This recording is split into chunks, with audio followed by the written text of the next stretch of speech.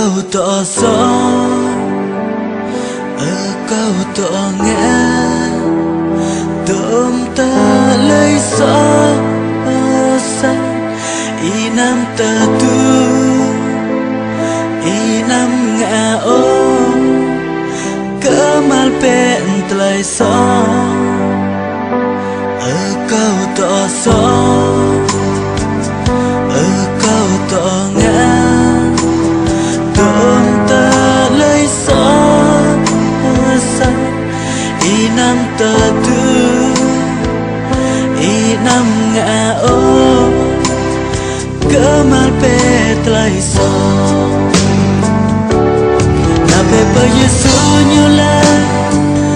bờ tao tên tên y nam quỳ ô giờ có thôn plan che chăm lại ở bình mệt vã na pe pa Yesu như la bờ tao tên tên y nam quỳ ô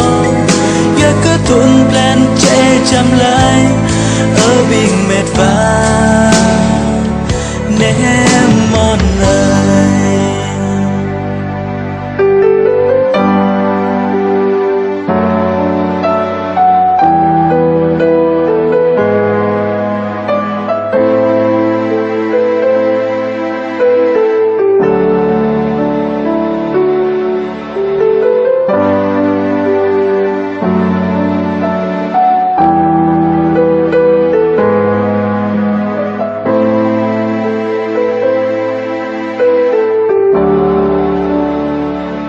ở câu tỏ gió